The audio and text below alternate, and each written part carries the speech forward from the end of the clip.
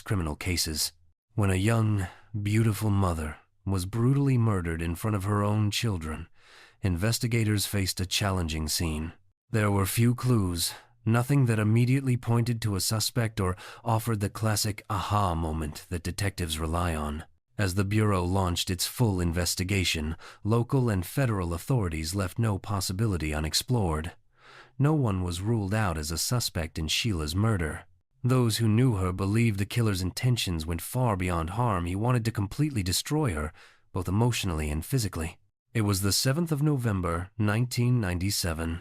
13-year-old Stevie Bellish was walking home from school, filled with excitement. She couldn't wait to tell her mother some big news. A boy she liked was planning to ask her out. She had been thinking about it all day, imagining the call she expected over the weekend. But when Stevie opened the front door of her home, her excitement vanished. A chilling sense of unease washed over her. Something inside the house wasn't right. Stevie's world changed the moment she stepped inside her home. Her 4 baby siblings, 2 3-month-old quadruplets, were standing in the hallway, crying uncontrollably. Their tiny faces were streaked with tears, and shockingly, there was blood in their hair and smeared across their clothes. Although the toddlers didn't appear to be physically injured, the sight filled Stevie with fear. Her mother, 5-year-old Sheila Bellish, was always careful and protective. She would never have left the babies alone, not even for a minute. Panic rising in her chest, Stevie called out desperately, "Where's Mommy? Where's Mommy?" She sprinted through the house, searching each room. When she turned the corner into the kitchen, the scene before her froze her in place. Her mother was lying motionless on the floor, surrounded by a dark pool of drying blood. The sight was almost too much to comprehend. The blood had mixed into Sheila's hair, and for a brief, disoriented moment, Stevie didn't even realize she was standing beside her mother's body. Shaking and in shock, Stevie grabbed the phone and dialed 911. The operator's calm voice answered, "911 Center. What's the matter?" Through sobs, Stevie tried to explain what she had found. Realizing the urgency, the dispatcher immediately sent paramedics and sheriff's deputies to the Bellish home, then stayed on the line, trying to get more information. "Do you see anything else around the room?" the operator asked gently, but Stevie could barely speak. The unimaginable had just happened, and her nightmare was only beginning. From the laundry room to the kitchen, the trail of blood told a horrific story. Stevie's trembling voice broke through the 911 call. "Oh my God, and my little brother's in there." Panic and confusion filled her words. "No, I think she went all the way outside." The dispatcher's voice tried to stay steady. "You think she was outside?" But Stevie could only cry, "Oh my God," as the reality of what she had seen began to sink in. Moments later, paramedics and sheriff's deputies arrived at the Bellish home. They rushed inside and quickly confirmed the unthinkable. Sheila had been dead for several hours. Stevie and the quadruplets were gently led out to a waiting ambulance, their faces pale with shock. Meanwhile, authorities began searching for Sheila's husband, Jamie Bellish, a pharmaceutical salesman, to inform him of the tragedy. One of the first investigators to enter the home was Lisa Lamb, a young crime scene specialist with just 3 years of experience. Even with her training, the sight left her shaken. "From what I saw at the crime scene," she later recalled, "it wasn't something any human should ever have to see, especially not children." Evidence made one thing heartbreakingly clear. Tiny, bloody footprints surrounded Sheila's body, a silent testament to what had happened. The 2 3-month-old quadruplets had been there. They had seen their mother die, but they were far too young to tell anyone what they witnessed. Investigator Lisa Lamb began following a dark, uneven trail of blood that led away from Sheila's body and into the utility room. It was there, she believed, that the horrifying attack had first begun. On the floor lay a blood-stained knife, its handle glinting faintly under the harsh overhead light. A single bullet hole marked the wall, a silent reminder of the violence that had erupted in this small space. As the crime scene team processed the area, they made another discovery. A fingerprint was found on the dryer inside the utility room. It wasn't in blood, and at first, there was no way to tell whether it had anything to do with the murder or if it belonged to someone who had simply been in the home before. Meanwhile, Detective Chris Aorio, an experienced investigator with the Sarasota County Sheriff's Department, conducted a detailed search of the rest of the house. During his examination, he located a shell casing from a .45 caliber pistol. Ballistics later revealed that the round had been fired directly at Sheila's face. The bullet had entered through her cheekbone, exited the base of her neck, passed through a dining room wall, and finally lodged into a bedroom wall after striking a mirror. After firing the shot, the killer appeared to have seized a knife from a rack only a few feet away in Sheila's kitchen. The blood spatter patterns and the defensive wounds on Sheila's arms and hands told a devastating story she had fought back. Bruises and cuts showed that she had struggled fiercely, trying desperately to defend herself and her children from a brutal, determined attacker. As a father himself, Detective Chris Aorio couldn't help but feel the weight of what he was seeing. He believed that when Sheila fought back, she wasn't only fighting for her own survival, she was fighting for her children. I think her motherly instinct took over, he later reflected. She must have found strength from somewhere, because normally, being shot in the face with a .45 would stop anyone instantly. But Sheila's attacker wasn't finished. After firing the shot, the assailant brutally slashed her throat twice. The cuts missed her major arteries but severed 2 veins, leaving her gravely wounded. The killer then fled the home, abandoning Sheila to die. Somehow, against all odds, Sheila remained conscious. Driven by sheer willpower and the desperate hope of saving herself and her children, she dragged her wounded body roughly 15 feet across the floor to the kitchen counter. She managed to reach up, grasp the phone, and lift the receiver, but before she could make the call, her strength gave out. She collapsed, succumbing to her injuries as the life drained from her. Detective Aorio later reflected on the lasting impact of that day. "All victims matter to us," he said quietly, "but scenes like this stay with you forever. When you walk into a house and see clear signs of a struggle, when you know someone fought with everything they had, it changes you." Looking at the tiny, bloody footprints that surrounded Sheila's body, he could only express one hope: that the 4 toddlers were young enough to remember nothing of the horror they had witnessed in that home. Investigators quickly determined how Sheila had been killed, but the question that haunted them was why. Sheila Bellish was a devoted stay-at-home mother caring for her 4 toddler quadruplets and 2 older daughters from a previous marriage. She and her family had only been living in their quiet, middle-class Sarasota neighborhood for 6 weeks before the tragedy. Detectives began by considering the most obvious explanation: a home invasion gone wrong. However, a careful inspection of the property raised doubts. "We examined the exterior of the residence," one officer explained, "and found no signs of forced entry, no broken windows, no damaged locks, no pry marks on any doors. Everything appeared undisturbed, suggesting that whoever entered the home had done so without force." That detail changed everything. It seemed unlikely that Sheila would have let a stranger inside, especially with 6 children in the house. Investigators began to suspect that the killer was someone she knew, someone familiar with her home, her habits, and her trust. To help unravel the mystery, the Sarasota County Sheriff's Department called in the FBI. For Special Agent Michael Appleby, the case quickly became more than just another assignment. "I've been an FBI agent for over 30 years, he later said. "In all that time, I've never been angry at anyone. I've investigated, it's part of the job. But this case was different. For the first time in my life, I met someone I was truly angry with." As the investigation unfolded, it became clear that they weren't just hunting a killer.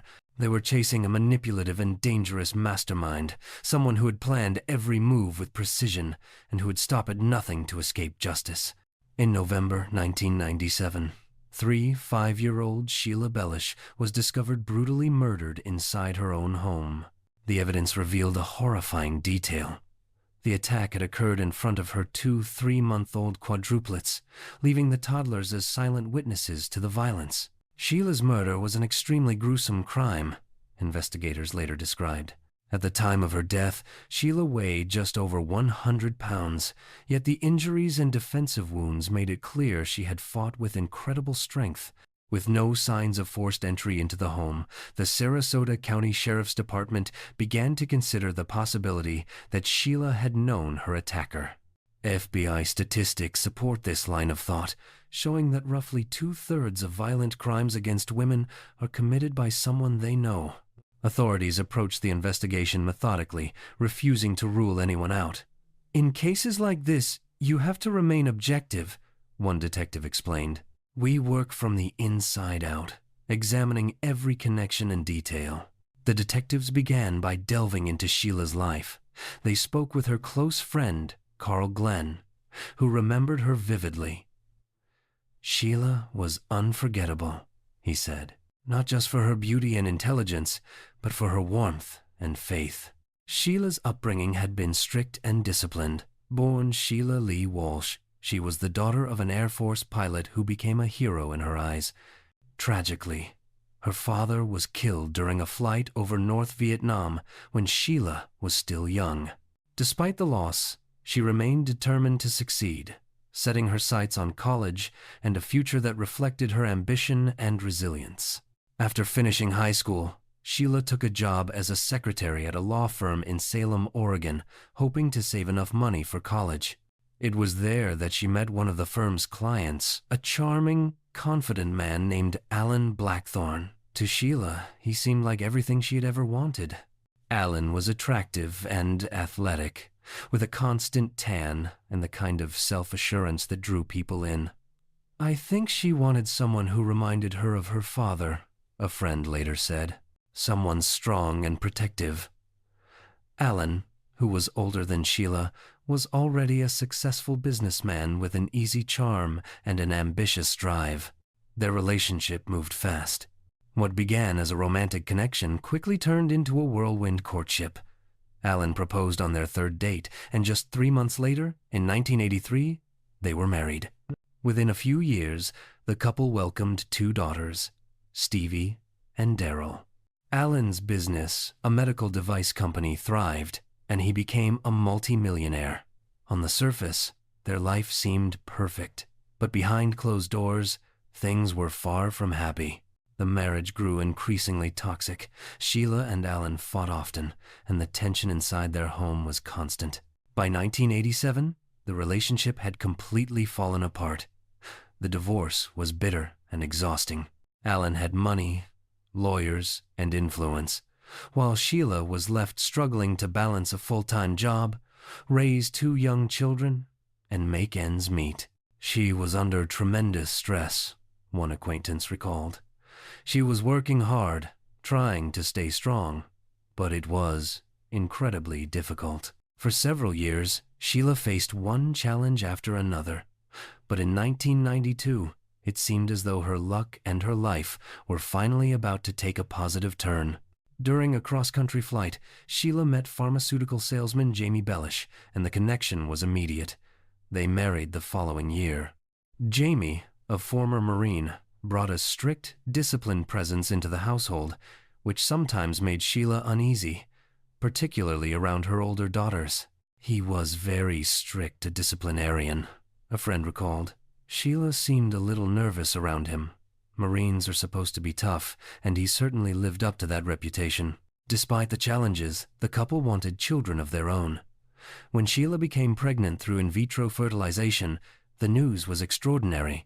Quadruplets, 3 boys and 1 girl. The birth drew widespread attention, particularly in San Antonio, as local media covered the remarkable story. "She probably received more attention than she ever wanted," a neighbor said. It was hard for her to get any quiet. Nevertheless, Sheila and Jamie embraced parenthood wholeheartedly, and Sheila became a devoted stay-at-home mother to the 4 infants. Not long after, Jamie received a work promotion, prompting the family to relocate to Sarasota, Florida, with all 6 children. Tragically, just 2 months after moving, Sheila was murdered in their new home. As part of the investigation, authorities examined Jamie's financial background and discovered that he held life insurance policies on Sheila. Detectives considered whether he might have had a motive. Jamie Bellish was the first person we looked at, one investigator explained. We conducted a thorough background check and examined his whereabouts on the day of the murder. It's not unheard of for someone to commit murder for insurance money. When questioned, Jamie provided a partial alibi. He had scheduled appointments along his sales route that day, and receipts and witnesses confirmed his presence at certain locations during his lunch hour. While investigators could not dismiss him entirely, his alibi complicated efforts to establish a direct connection to the crime. During an early interrogation, Jamie Bellish directed investigators toward another potential suspect, a former pool maintenance worker who had previously worked at the Bellish home. He gave us at least one person of interest, an investigator later explained. Apparently, this individual had said or done something either to Sheila or to Jamie, or both, that made them uneasy. Jamie suggested we might want to speak with him. Although there was no physical evidence linking the pool worker to the crime scene, authorities requested hair, blood, and DNA samples. He cooperated fully, and after testing, he was officially ruled out as a suspect. Detectives then turned their attention to Sheila's first husband, Alan Blackthorne. Their divorce had been long and contentious, raising questions about whether he might have had a motive. After verifying that Alan had been in San Antonio at the time of the murder, investigators eliminated him as the possible assailant as well. With these three potential suspects cleared, the investigation appeared to stall. Detectives returned to canvassing the neighborhood, knocking on doors and asking residents if they had noticed anything unusual on the day Sheila was killed. Their persistence paid off. Someone remembered seeing something, and it could be the breakthrough they desperately needed. One neighbor said there had been a murder down the street, and they managed to get the suspect's license plate number, an investigator recounted. Sheila Bellish, who had made local headlines in San Antonio in 1995 for giving birth to quadruplets, was now tragically in the news again, this time for her violent death in front of her children. For law enforcement, it was almost incomprehensible. A loving mother killed in her own home while trying to protect her young children. With the neighborhood canvassed and tips coming in from neighbors and local workers, detectives began piecing together the final pieces of the puzzle, hoping someone had seen the critical detail that could solve the case. The breakthrough came when Jake Mast, a local gardener, recalled seeing a suspicious vehicle near the Bellish home. I was mowing the front yard, and I usually waved at people because there might be a customer later, Mast explained. I remember when he drove by. He didn't do anything unusual, but something just felt off. Shortly afterward, Mast saw the same car again, a Mitsubishi Eclipse parked nearby. He noticed the driver wearing camouflage pants, a detail that immediately struck him as out of place. It hit me that this guy didn't belong here, Mast said. There was something wrong. The image was so vivid. I was almost scared to look directly at the car. I memorized the license plate number by turning it into a sentence in my head. The sequence he remembered was YBR62G, though he couldn't recall the state, only that the plate had a white background. Detectives ran the plate through the Florida DMV system, but initially came up empty. Realizing the Bellish family had only recently moved from Texas, they submitted the plate to the Texas Rangers. This time, they struck gold. The registration came back matching a white Mitsubishi Eclipse, the exact make and model Mast had seen parked near the crime scene. This discovery provided law enforcement with a critical lead, finally giving them a tangible connection to a potential suspect. The driver of the Mitsubishi was identified as 3-year-old Joey Del Toro, a small-time criminal with a minor drug conviction. People who knew him described him as a bit of a playboy, and while he dabbled in drugs, he was also athletic and generally harmless in their eyes. Everybody we talked to said he was a little lazy, maybe a cokehead, but not a bad guy, one acquaintance recalled. Texas authorities sent samples from Del Toro's prior convictions to the Florida Crime Lab for comparison. Despite a thorough background check, investigators were baffled there appeared to be no connection between Del Toro and Sheila Bellish.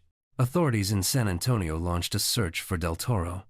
While they couldn't immediately locate him, they did find his white Mitsubishi parked outside a friend's apartment complex. After obtaining a search warrant, they were stunned by what they discovered inside. The vehicle contained a shocking amount of evidence directly linking Del Toro to Sheila's murder.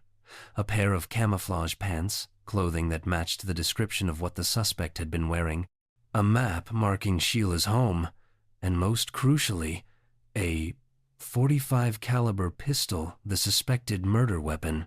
The evidence was sent to the Florida Department of Law Enforcement for testing. Ballistics confirmed the gun fired the bullet that killed Sheila. Tiny blood spatters on the camouflage pants matched Sheila's DNA, and a fingerprint lifted from the gun's trigger matched Del Toro's prints from previous convictions. Even the fingerprint found on the dryer at Sheila's home matched him. With the evidence mounting, detectives were convinced Joey Del Toro was the killer. Yet one question remained. Why? Del Toro had traveled from Texas over several days for the express purpose of murdering Sheila Bellish, someone he had never met in his life.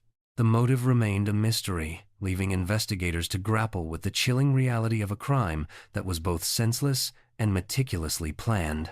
The question that haunted investigators was simple but chilling. Why Sheila? There appeared to be no obvious connection between Joey Del Toro and the young mother. Before they could find answers, a tip came in. Del Toro had fled the country. He had apparently learned he was a suspect in the murder and escaped to Mexico, slipping through the fingers of U.S. law enforcement. Authorities hoped that Mexican officials would apprehend him and arrange for extradition, but until that happened, investigators pressed on, determined to build an airtight case. As the investigation unfolded, a new lead emerged, pointing to another potential suspect. "We were trying to find Del Toro," one detective explained. "Everyone said if you want to locate him, look for his cousin, Sammy Gonzalez." Sammy Gonzalez, 27, worked part-time at the pro shop of a San Antonio golf course. When authorities confronted him with evidence recovered from Del Toro's car, Gonzalez initially tried to deny involvement, as many suspects do. But as the interview continued, he began to reveal information, piece by piece. Eventually, Gonzalez admitted that Sheila Bellish had been targeted as part of a deliberate plot. She was killed for money. He explained that he was not the mastermind, but had been approached by a third individual, Danny Roachcha, a bookie who also worked at the golf course. According to Gonzalez, Roachcha showed him a photograph of Sheila taken at one of her daughter's birthday parties and claimed that Sheila was a bad mother who needed to be punished. The revelation sent shockwaves through the investigation. Sheila's murder was not random.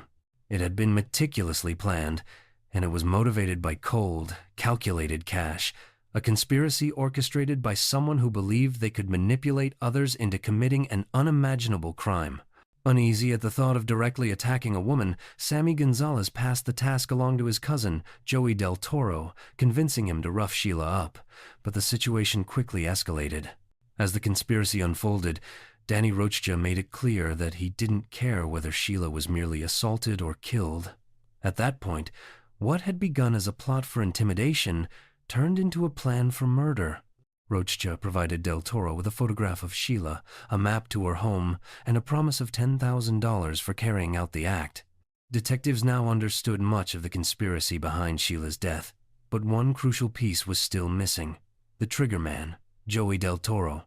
Without bringing Del Toro back from Mexico, the likelihood of successfully convicting those responsible for Sheila Bellish's murder remained uncertain. Mexican authorities eventually apprehended Del Toro, but they were hesitant to extradite him because he faced the death penalty in the United States. Local law enforcement needed additional leverage and turned to the FBI for assistance. It was decided that the most effective way to prosecute the conspirators would be through the federal system. Under pressure from the FBI, Mexican officials finally agreed to extradite Del Toro to the United States. Once back, Del Toro confessed to killing Sheila Bellish, but he didn't stop there. What he revealed next shocked investigators and added a disturbing new layer to the case. Del Toro told investigators there was someone above Danny Roachcha, a figure he feared. He described feeling trapped. If he refused to carry out the act, he worried about danger to himself or his family. That fear, he said, pushed him into committing the crime. Within 10 days of Sheila's murder, detectives in Florida and Texas began to piece together a more complete picture. The probe into Roachcha's motives uncovered a link that pointed upward in the conspiracy. Roachcha, it turned out, had been seeking financial backing for a sports bar project. He hoped to get funding from Alan Blackthorne, Sheila's ex-husband. On the surface, Blackthorne appeared respectable and untouchable, a successful businessman with a polished public life. But investigators now had reason to believe the plan to target Sheila had roots that stretched beyond the small circle of men who carried out the attack. The question shifted from who pulled the trigger to who had the power and motive to order such a brutal act. Alan Blackthorne, a wealthy San Antonio businessman, seemed to have it all. Worth an estimated $40 million, he was a member of the local country club, married, and a father to 2 young sons. On the surface, he projected charm and success, the kind of man who could disarm anyone with his personality. But as investigators spoke with family and friends, a darker picture began to emerge, a secret life that few outside his inner circle knew about. Born Alan William Van Hoot, he often claimed that his childhood had been troubled. He alleged that he had suffered abuse as a young boy, including instances in which his mother allegedly set him on fire. While these claims were never corroborated with concrete evidence, they added a layer of complexity to understanding his character. By 1973, at just 17 years old, Alan married his first wife and joined the Army, but both commitments were short-lived. Following disputes over a pregnancy, he reportedly became violent. His first wife, fearing for her safety, divorced him in 1978 and went into hiding. A second marriage lasted only 3 years, ending amid additional allegations of abuse. It was during a meeting at his divorce lawyer's office that Alan first met Sheila Bellish. His charisma, polished looks, and apparent business success left a strong impression. Sheila was initially taken in by him, captivated by the promise of a prosperous and exciting life. But it soon became clear that she had married someone far different from the man she believed she knew. Around this time, Alan legally changed his surname from Van Hoot to Blackthorne, inspired by the character John Blackthorne in the novel Shogun. With his new name and flourishing business ventures, Alan and Sheila seemed, outwardly, to be living the dream, a picture-perfect life that masked a far more disturbing reality beneath the surface. Alan Blackthorne's glamorous lifestyle came with a dark and disturbing cost, particularly for Sheila. Behind the facade of wealth and charm, he subjected her to years of abuse, both emotional and sexual. Numerous sources later revealed that Alan had a pronounced fascination with prostitutes, often bringing them into the home and forcing Sheila to witness the encounters. Sheila herself disclosed that on some occasions, Alan coerced her into sexual acts with men while he watched. In addition to these horrors, Alan engaged in bizarre cross-dressing rituals. He would don elaborate costumes, sometimes appearing in public in disheveled or dirty states, only to return home where Sheila was forced to bathe and care for him as part of a twisted sexual routine. Sheila lived in a private hell, under Alan's strict control. Emotional abuse was relentless. He would restrict her food intake, demanding she maintain a perfect body, and often punished her when she didn't conform to his expectations. By 1987, Sheila could no longer endure the marriage. She filed for divorce and fought tirelessly for custody of their 2 daughters. The legal battle stretched over a decade, as Alan, unable to control her directly, sought to manipulate and dominate her through their children. Friends and acquaintances later reflected on the intensity of his obsession. It seemed that Alan's sole goal was to destroy Sheila, both emotionally and physically. Sheila's struggle was not just for herself, but for her children. She was determined to reclaim her life from a man whose cruelty knew few bounds. Alan Blackthorne retired at the age of 44 and quickly became consumed by golf, turning the sport into an obsession. Through bookies like Danny Rocha, he gambled away a small fortune, earning a reputation as a sucker on the San Antonio golf course. Local golfers routinely took advantage of him, fleecing him out of thousands of dollars with each round. "It's only money, boys. It's only money," he would reportedly shrug, unfazed by the losses. Yet there was one thing Alan could not tolerate losing: control over his ex-wife, Sheila. After Sheila married Jamie Bellish and gave birth to the quadruplets, Alan attempted to manipulate his daughters, turning them against their mother. In court, he falsely accused Sheila of physically abusing the girls, claiming that even minor injuries like stubbing a toe were the result of her cruelty. In classic sociopathic fashion, Alan manipulated everyone around him. He twisted his children's perceptions, coerced Sheila, and even deceived law enforcement into believing false accusations of abuse. All the while, he continued his protracted legal battle for custody of the girls. By the summer of 1997, Alan abruptly dropped the custody fight, citing concerns that the conflict was harming the children. But friends of Sheila later told investigators that she remained deeply uneasy about her ex-husband. Fearing that something terrible might happen, Sheila and her family fled San Antonio in the middle of the night, heading for Sarasota, Florida. She just said, "We have to leave, and I can't tell you where we're going," a friend recalled. Sheila sensed danger, and she was right. Alan Blackthorne had no intention of letting her escape, setting the stage for the tragic events that would soon follow.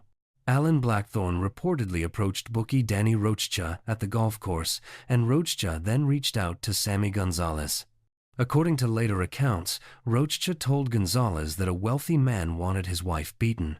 Gonzalez said he was not the type to harm a woman, but knew someone who might be willing. He named his cousin, Joey Del Toro. Del Toro was offered money to carry out the attack. Those who knew Alan described him as someone who could not accept losing control. The move to target Sheila was seen as another attempt to exert dominance over a life he believed he still had a claim to. Once the plot was set in motion, Sheila's safety was placed in grave jeopardy. By January 2000, more than 2 years after Sheila Bellish was murdered in front of her young children, investigators had completed a long, painstaking probe. Evidence gathered over that period led authorities to conclude that Alan Blackthorne had paid Danny Rocha to arrange the attack. The web of involvement extended from the man who ordered the crime down to those who carried it out. The legal process followed. Sammy Gonzalez admitted his role in coordinating the crime and accepted a guilty plea, receiving a 17-year prison sentence. Danny Rocha was tried and sentenced by a Sarasota jury to life behind bars. Joey Del Toro, identified as the person who carried out the killing, awaited his own day in court as the case moved toward final resolution. By this point, everyone involved in Sheila Bellish's murder was behind bars except the mastermind, Alan Blackthorne. He seemed untouchable, maintaining a calm, almost casual demeanor, as if he had nothing to do with the brutal conspiracy. Newspapers in San Antonio and beyond had reported on the case extensively, yet Blackthorne appeared unfazed, even flaunting his notoriety. When you see a guy like this, you really want to convict him and put him where he belongs, one investigator remarked. For years, it seemed Blackthorne would escape justice. That changed when a new federal law allowed prosecutors to pursue charges based on the interstate nature of the crime. The plot had been hatched in Texas and executed in Florida. Suddenly, the FBI had the legal tools they needed. They focused on 2 statutes: the use of interstate communication facilities in the furtherance of a crime, and interstate travel to commit domestic violence. On the 5th of January 2000, FBI agents arrested Alan Blackthorne on a golf course, a fitting irony, given that it was on a golf course where he had first met Danny Rocha and where the conspiracy had begun. However, arresting Blackthorne was only the first step. Investigators still needed concrete evidence to secure a conviction. A search warrant allowed them to comb through Blackthorne's mansion, and it didn't take long for them to strike gold. Among the items seized were a computer-driven map finder guide and a printed page marking the address of Sheila Bellish's Sarasota, Florida home, a chilling confirmation of his premeditation and central role in orchestrating the murder. The evidence team uncovered more damning proof inside Alan Blackthorne's mansion: a set of photographs of Sheila and her daughters. One print, taken at a birthday party, was missing the same image that Danny Rocha had shown Sammy Gonzalez when he first proposed the deadly plot. This photograph had been used by Rocha, Gonzalez, and Del Toro to locate and identify Sheila Bellish, cementing Blackthorne's role in the premeditated crime. 2.5 years after Sheila's death, Alan Blackthorne finally faced trial in a federal courtroom for arranging her murder. Throughout the proceedings, he maintained his innocence, projecting a cocky confidence. His defense claimed he had no knowledge of the plot, suggesting that Rocha had acted independently to kill Sheila in a bid to gain Blackthorn's favor and secure funding for a sports bar. The jury, however, was unconvinced. On the 6th of July 2000, they delivered a verdict that shocked Blackthorn and brought a measure of justice to Sheila's family. That same afternoon, in a Florida courtroom, Joey Del Toro pleaded guilty to first-degree murder. He agreed to recount the chilling events leading up to Sheila's death. Del Toro described arriving at the Bellish home early on the 7th of November 1997 after an all-night drive from Texas. He watched the house and waited, observing Sheila as she left for school with her older daughters before returning home. Del Toro admitted he was studying her for signs of mistreatment toward the children, but as he waited in the laundry room, Sheila noticed him. Their eyes met, and at that moment, he said, there was no turning back. 7 months after the trial, Alan Blackthorn was sentenced to 2 concurrent life sentences without parole. For the investigators and prosecutors who had worked tirelessly to bring him to justice, it was a moment of vindication. Blackthorn showed no remorse throughout, believing until the very end that he would escape the consequences of his actions. Even with all 4 conspirators convicted, the victory brought only limited solace. Sheila Bellish had been a devoted mother, a woman who loved her children more than her own life. The brutality of her murder, committed in front of her toddlers, remains incomprehensible. As one investigator reflected, a person who does that, especially in front of their own children, is not human. And honestly, prison feels far too easy for someone like that.